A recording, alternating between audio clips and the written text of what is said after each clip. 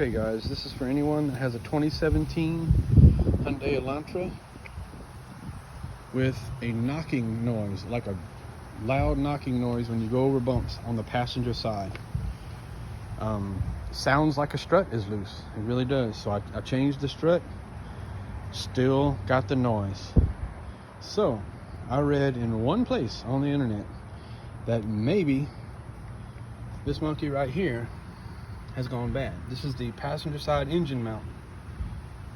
And yeah, I took the old one out. Look at this.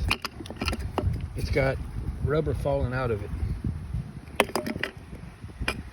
So before you change your strut, all the stuff where it sounds like, check that engine out.